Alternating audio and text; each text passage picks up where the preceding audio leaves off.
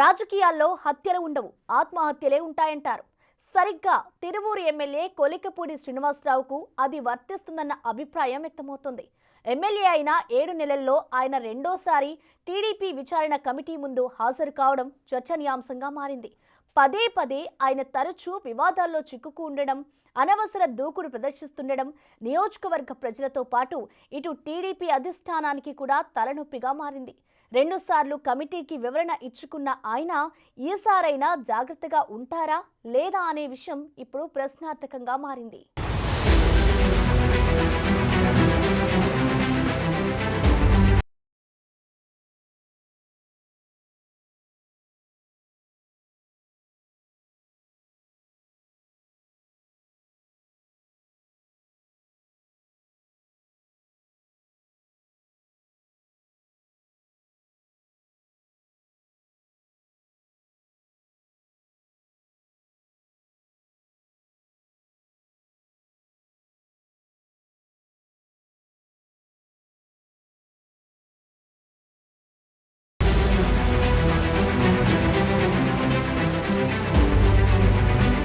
TDP కేంద్ర కార్యాలయంలో ఆ పార్టీ క్రమశిక్షణ సంఘం ముందు ఎమ్మెల్యే కొలికపూడి హాజరయ్యారు.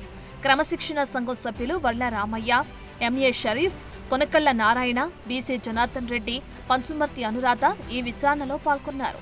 తిరువూరు నియోజకవర్గంలోని గోపాలపురం గ్రామంలో ఈ నెల 11వ తేదీన ఒక రోడ్డు వివాదంలో ఒక వ్యక్తిపై ఎమ్మెల్యే చేయి చేసుకున్నారని, ఆ రోడ్డుపై ఉన్న కంచెను పీకివేశారనే ఆరోపణలు వచ్చాయి. ఎమ్మెల్యే తీరును నిరసిస్తూ ఆ వ్యక్తి భార్య పురుగుల మందు తాగి ఆత్మహత్య ప్రయత్నం చేశారని కూడా వార్తలు వచ్చాయి. ఎమ్మెల్యే తీరుపై అదే రోజు ముఖ్యమంత్రి చంద్రబాబు అసంతృప్తి వ్యక్తం చేశారు.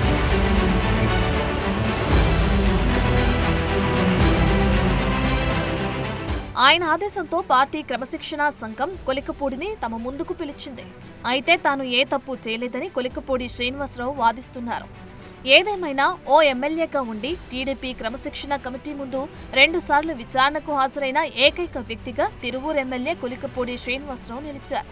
గతంలో కూడా ఆయన వైఖరిని నిరసిస్తూ ఆ నియోజకవర్గ నేతలు కొందరు విజయవాడలో ధర్నాలు చేశారు. అప్పుడు కూడా కొలికపూడిని పార్టీ కేంద్ర కార్యాలయానికి పిలిపించి మాట్లాడారు. ఈ 7 నెలల్లోనే ఇప్పుడు రెండోసారి ఆయన తన వివాదాలపై పార్టీ కార్యాలయం మెట్లెక్కారు. కొందరు కొత్త ఎమ్మెల్యేలు తప్పులు చేసి వివాదాల్లో చిక్కుకుంటున్నారని, ప్రభుత్వం చేస్తున్న అభివృద్ధిని ఈ వివాదాలు మసకబారుస్తున్నాయని తన నివాసంలో జరిగిన మంత్రులు, ఎంపీల సమావేశంలో చంద్రబాబు వ్యాఖ్యానించారు. ఆయన వ్యాఖ్యలు చేసిన మర్నాడే కొలికపూడికి తాకీదు జారీ అయింది.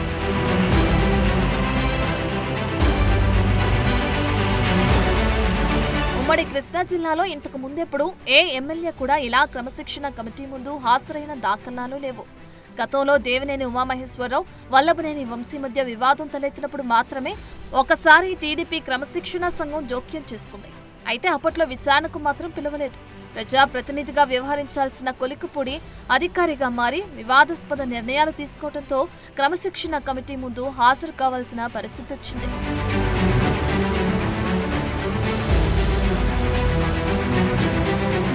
గతంలో వైసీపీ నాయకుడు అక్రమ భవనం కట్టుకున్నాడని, దానిని కూల్చేందుకు వెళ్లిన కొలికపూడి అక్కడ నానా హంగామా సృష్టించారు. అధికారులకు ఫిర్యాదు చేయకుండా ఆయన సొంత నిర్ణయాలు తీసుకోవడంపై అప్పట్లో విమర్శలు వెల్లువెత్తాయి. స్థానికంగా ఉన్న బెల్ట్ షాపు తొలగింపులోనూ ఆయనే ఇదే దుందుడుగు స్వభావాన్ని ప్రదర్శించారు. ఎక్సైజ్ అధికారులకు ఫిర్యాదు చేయకుండానే సదరు బెల్ట్ షాపు వద్దకు వెళ్లి ఓ అధికారి మాదిరిగా హడావిడి చేసి విమర్శల పాలయ్యారు.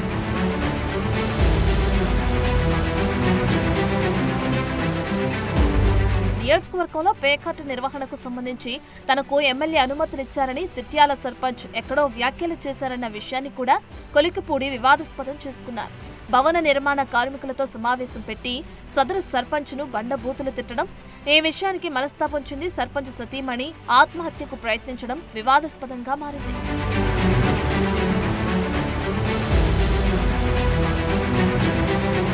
ఒక సిమెంట్ రోడ్డుకు వేసిన ఫెన్సింగ్ కు సంబంధించిన వివాదంలో కూడా ఆయన ప్రత్యక్షంగా పాల్గొన్నారని, ఒక కుటుంబంపై దాడికి పాల్పడ్డారన్నది తాజా అభియోగం. ఈ వివాదంపై ఆయన టీడీపీ విచారణ కమిటీకి వివరణ ఇచ్చుకున్నారు.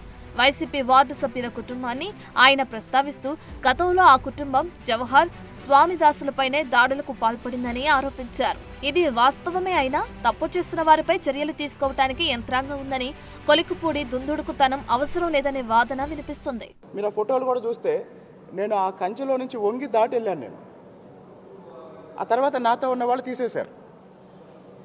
ఇంకోటి, అవతల కుటుంబం వైసీపీకి రాజకీయంగా ఆ ఊర్లో ముఖ్యమైన కుటుంబం కాబట్టి నేను ఉదాహరణ కూడా చెప్పాను. 2019 ఎన్నికల్లో తెలుగుదేశం అభ్యర్థిని వాళ్ళు రాళ్లదాడి చేసి జవహర్ గారి కారు పగలగొట్టారు. 2014లో స్వామిదాస్ గారి మీద దాడి చేస్తే స్వామిదాస్ గారి కారు కూడా దిక్కుండా వెళ్ళిపోయారు. 2013లో ఖమ్మంపాడులో అంటే దగ్గరలో ఉన్న గ్రామంలో బాబు గారి పర్యటనలో భాగంగా వీళ్ళు వాటర్ బాటిల్ వేశారు. సో నేను చెప్పేది ఏంటంటే అక్కడ పెద్ద ఇష్యూ ఏం జరగలేదు. ఒక వైసీపీ కుటుంబం వేసిన కంచెని నేను తొలగించాను. వాళ్ళు కూడా దాన్ని రాజకీయంగా తీసుకొని దాని మీద ఒక రాద్ధాంతం చేయడానికి ప్రయత్నం చేశారు. నిజంగా అక్కడ ఏదైనా జరిగిందేమో అనుకొని కొంతమంది దాన్ని నమ్మారు. ఓ వైసీపీ నేత గ్రావెల్ తవ్వుతున్నాడని నానా యాగి చేసిన ఎమ్మెల్యే ఆ తర్వాత అదే గ్రావెల్ క్వారీని ఆయన సతీమణి పేరిట తవ్వుతున్నారన్న విమర్శలు కూడా వస్తున్నాయి. వీటిపై కొలిక్కిపూడి సమాధానం, వివరణ ఇవ్వకపోవడం విమర్శలకు తావిస్తుంది. కానీ ఈ వివాదాల్లో తన తప్పేమీ లేదని కొలిక్కిపూడి వాదిస్తున్నారు. కమిటీ ముందు కూడా అదే అభిప్రాయాన్ని వ్యక్తం చేస్తున్నారు.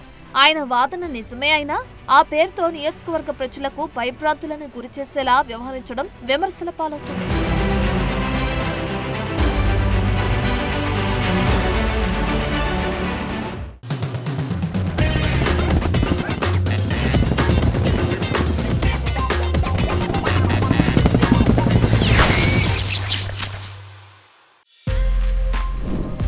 For more videos like this, subscribe Big TV channel.